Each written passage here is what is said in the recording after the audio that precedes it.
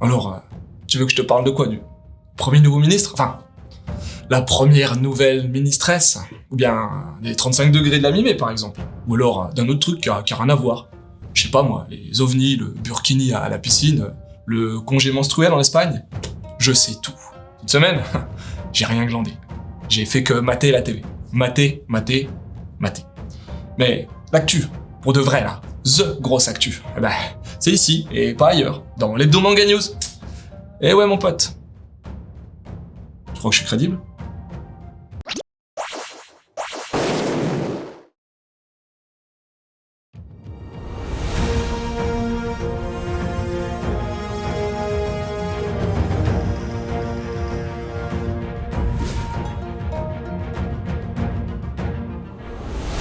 Bonjour mes loulous, en France, en Espagne, au Japon, et même dans le trou du cul du monde, hein, oui. Fais pas semblant, hein, tu sais bien que je parle de toi. Bienvenue dans ce tout dernier Hebdo Manga News, tout chaud, tout frais, du 22 mai. Je sais, c'est paradoxal, mais on s'en contentera. Et on parlera de quoi?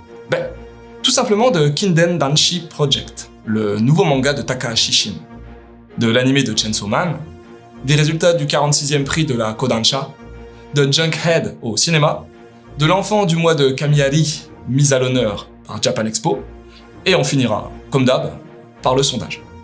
Bon, on va tenter, je dis bien tenter de la faire courte, car commence à faire chaud hein, dans le studio. Bien chaud. Alors, c'est sans doute pas le mangaka le plus connu du moment, n'empêche qu'à une époque, Takahashi Shin était plutôt pas mal coté. Avec Fragment, le dernier été de mon enfance, mais surtout, l'arme ultime. Jeu de mots entre la larme qu'on pleure et l'arme qui fait pleurer souvent. Eh bien devinez quoi? Allez, devinez. Le revoilà enfin, avec une nouvelle série, Ekiden Danshi Project. Un manga romance dans l'univers de la course, du demi-fond, pour être exact. Bon, comme ça vient de commencer, on n'a pas encore des masses d'infos. Hein. On sait que le héros se nomme Hayata, qu'il va laisser tomber l'athlé, mais qu'une fille va le faire revenir sur sa décision. Et pour nous expliquer davantage le lien entre amour et sport, voici notre spécialiste du jogging. Que Greg? Eh oui, Lord, vous avez vu? Je suis prêt pour le sprint final. Attendez, Ludo, il a le physique hein, pour courir. Hein. Il est sec comme un coup de trick. Mais vous... De quoi?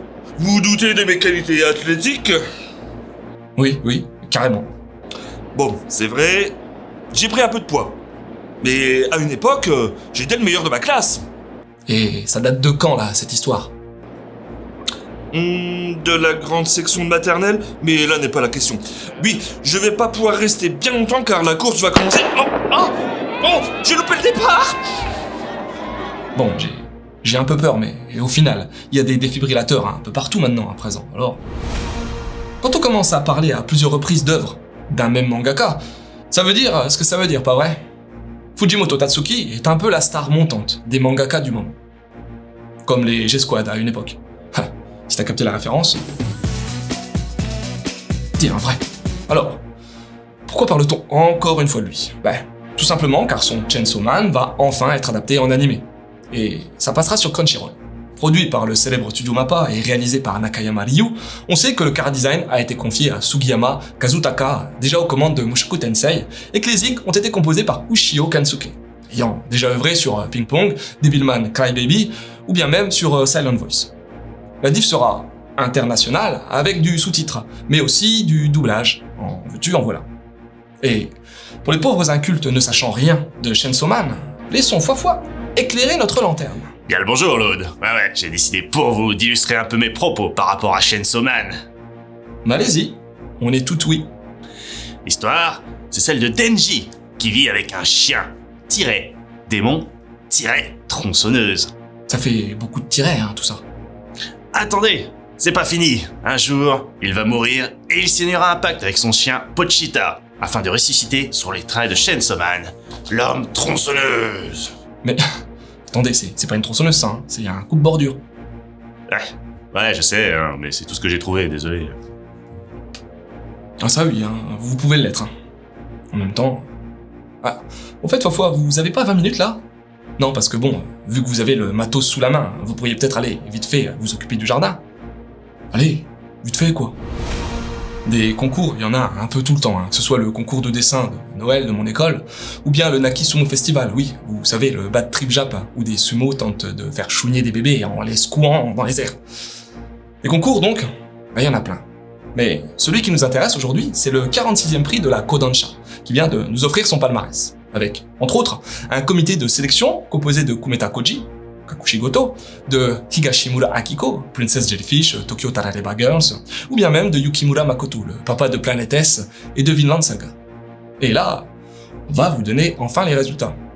Enfin, pas moi, mais le duo de choc composé de Guegré et de Fofo. Ah, les gars, vous auriez au moins pu vous changer, non? Faudrait savoir, hein. C'est pas vous qui vouliez que je m'occupe de votre pelouse? Au fait, vous aviez sans doute raison, Loud. Je suis plus aussi aguerri qu'avant. Ok. Alors, ces résultats. Tu commences? Non, toi, vas-y. Non, toi. Bon, c'est pas un peu fini, là? Les résultats, s'il vous plaît. Très bien. Alors, c'est moi, quand je me réincarne en slime, qui a remporté le prix catégorie shonen. Nina du Royaume des Étoiles, quant à lui, gagné le prix Shoujo. Et Polycinopode a reçu le prix de la catégorie générale. Ben voilà. Vous voyez, quand vous voulez. Ouais, quand on veut, on peut. Et quand on veut pas, on peut pas. Méditez donc ça. Ok. Sandek, quelle mentalité de merde. Ça se demandait si je les refais signer, moi, pour l'année prochaine. Hein. Cette semaine, j'ai reçu un mail. Bon, j'en reçois tous les jours, hein, des dizaines par jour, mais là, je vous parle d'une demande de promotion. En gros, Loud, tu voudrais pas parler de ça? Et ça, c'est Junkhead. Junkhead, qu'on pourrait traduire par tête de déchet, est un film d'animation Jap en stop motion, fait image par image, hein, ou step by step. Hein. Oui, parce qu'en fait, ce film a commencé à sortir au cinéma le 18 mai. Réalisé entièrement par Hori Takahide, il a mis 7 ans à éclore. 7. Je faisais quoi moi il y a 7 ans, hein? En 2015. Bah, j'ai vérifié, on bossait encore sur Hermum, Raconte-moi un manga, sur Kenshin par exemple. Mais là n'est pas le propos, hein. Va falloir que j'arrête de digresser un jour ou l'autre, genre en parlant de digresser. Enfin bref, hein, ce film, sorti il y a 2 ans, a eu une diff au Japon très intimiste, puisqu'il n'a été diffusé que pendant 2 semaines, dans 11 petites salles, mais tout était blindé de chez blindé.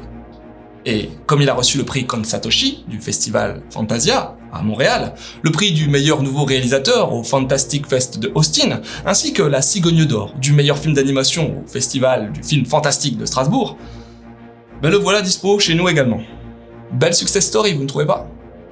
Bon, je sais que vous me répondrez pas, mais je peux faire semblant, non? En tout cas, Junkhead, qui parle d'un futur où l'humanité ne peut plus se reproduire, attise la curiosité. C'est clair et net. Bon, avec du bol, je vais bientôt recevoir un juteux virement sur mon compte, puisque j'ai accepté d'en parler. En même temps, on ne s'est pas accordé sur une somme spécifique, ni même sur l'envoi d'un virement. J'attends. Là, il y a tellement de news sur la mouture 2022 de Japan Expo Paris, que c'est également bien difficile de faire son choix. Plusieurs choses ont retenu mon attention cette semaine, mais l'info qui m'intéresse le plus, c'est celle en rapport avec le film L'enfant du mois de Kamiari. Déjà, vite fait, l'enfant du mois de Kamiari, Kamiari Zuki no Kodomo, pour les fins connaisseurs de la langue de Captain Tsubasa, c'est un long métrage produit par Liden Film en 2021 et dispo sur Netflix à l'international en 2022. Et donc, lors de Japan Expo, il y aura un paquet de choses en lien avec ce film. Déjà, on aura la présence de plusieurs noms du staff. Suwa Michihiko, le producteur, Oshiya Uko, un autre producteur, et Shinohei Toshinari, le scénariste. Ils feront bien entendu une conférence pour raconter l'aventure filmique qu'ils ont vécue. Bon, logique également, mais Japex proposera aussi une projection du film, mais la cerise sur le gâteau, la feuille de nori sur l'onigiri, c'est un spectacle dansé, réalisé par Bang et la Bang Family, qui revisiteront le film à leur sauce. Bon, je suis pas très dense, moi, mais je pense que ça vaudra quand même le coup d'œil. Puis bon, ce sera sans doute mieux que la kermesse de mon fils, hein. Ça c'est certain. Oh la vache. C'est marrant ça, hein. On dirait que vous vous foutez un peu de notre gueule, c'est ça?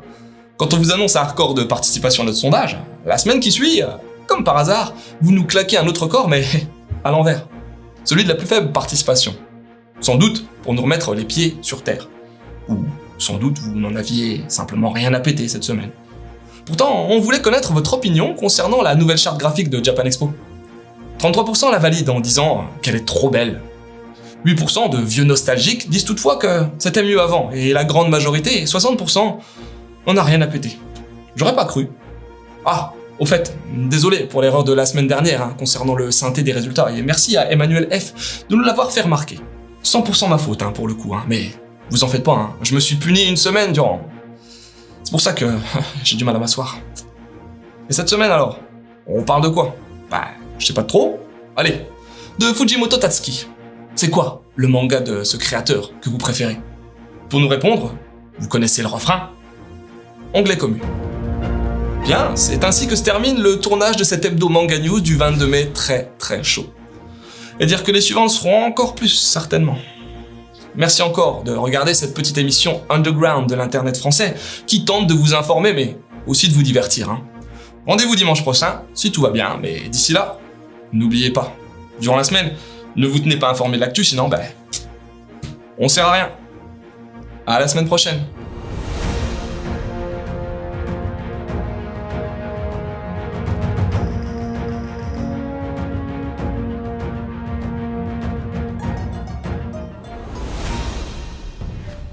Avec le gros décalage là, au niveau de la météo, j'ai trop l'impression d'être en été.